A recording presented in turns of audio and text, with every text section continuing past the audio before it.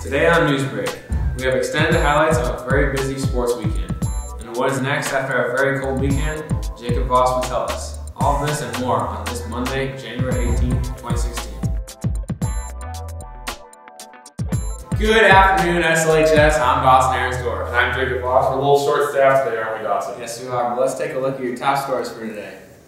The winter recreation class was in Great Bear Ski Valley on Friday to go snow tubing. Students were flying down the hills and bumping into the stopping fence throughout the day. They shared the hill with Sheldon School District. The class will continue their adventures this week. And finally, a happy birthday to Greta Goodlaxon and Caleb Weinbrenner. Our cold weather has caused many 2-hour late starts this morning, including for Spirit Lake. For more information on all of this, let's send it over to Jacob Voss with today's weather. Yeah, Dawson, we've had that cold weather out there, a cold weekend, and now we have a snow chance coming in for tomorrow. We'll talk about that in just a second. But warmer overall this week, and we'll have a couple more snow chances as we go lately. Taking a look at the forecast for tomorrow, about 1 to 2 inches of snow in the Spirit Lake area, a little bit more to the south, 2 to 4 inches there. So we'll be increasing that. Let's take a look at a high today, 2 degrees, -8 for the low tonight. So we're getting down there once again tonight, but not as cold, and that'll be the trend for the 7-day forecast. With 21 degrees there by Wednesday. Thursday we're looking at about 16, but very warm by the weekend with 32 degrees. And then by Sunday we're bringing another snow chance with 29 degrees. But overall, getting a little bit warmer out there. So it's improving. It is improving. But we do have the snow chances for the next couple of days. We'll continue to track the weather for tomorrow. Hopefully no more school announcements. But should we take a look at sports? Yeah, take a look at sports for today. There was a home basketball game last Friday night against Storm Lake. The boys and girls JV teams were up first. The girls started out going with a strong lead into the half, 22-11. Storm Lake would try to catch up through the second half, and Spirit Lake finished with winning the game 37-24 over Storm Lake. The boys JV game was close throughout the entire first half. The Indians went into the half with a 9-point lead over Storm Lake, 28-19. Both teams continued to score, but the Indians took the win 51-45. The girls' varsity team was up next, and the Indians swept Storm Lake off their feet, going on a 16-0 run to start the game.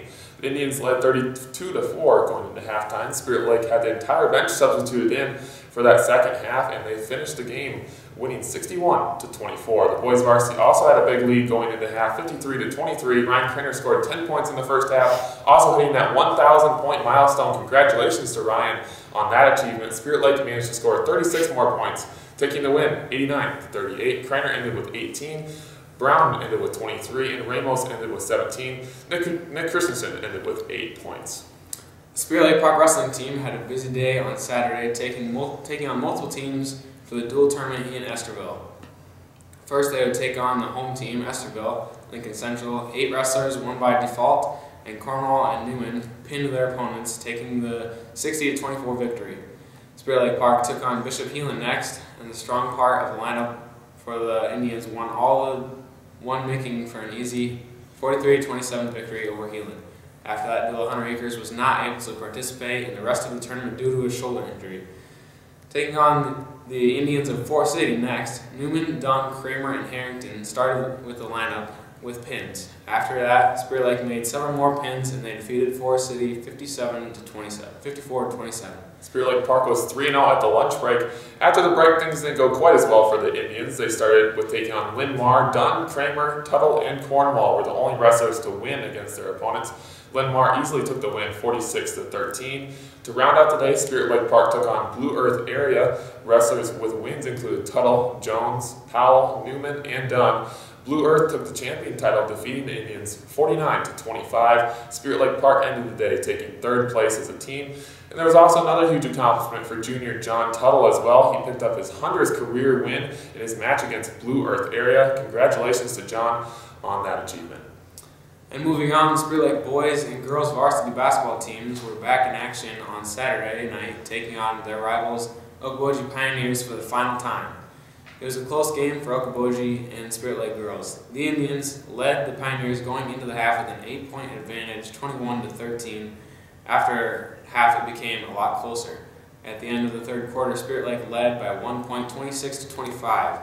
The Indians were missing some key passes in the fourth quarter, allowing Okoboji to take the lead 29-28 with 2:52 remaining in the game. Battling back and forth, it would come down to one final missed shot from Spirit Lake. Okoboji pulled off the close win 34-33. Bailey Newman and Macy Smith both would end the night with 10 points.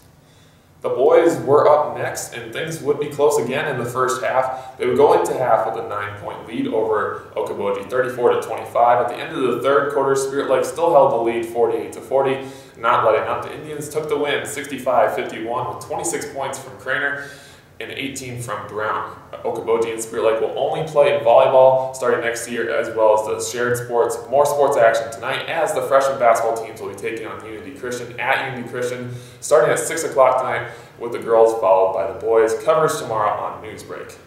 And that is a look at your sports for today. Now let's check out our tweets from Friday. Quite a busy sports night out there. Yes, it is. Busy weekend, a lot of coverage. But we have a lot of tweets from last Friday as well. Should we take? Yeah, let's take a look. All right, let's go check those out and see what we got going on from Friday. And we start our day off from Friday with Mrs. Craner.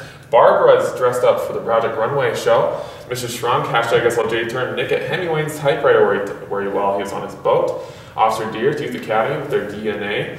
And Mrs. Taves at the Great Plains Zoo, a nice picture of the class there. And as we go to Mrs. Cooper, having a great #SLJ term with this crazy crew and AD. Jack Waters, big thanks to Mr. Sievert for coming in today and teaching economics.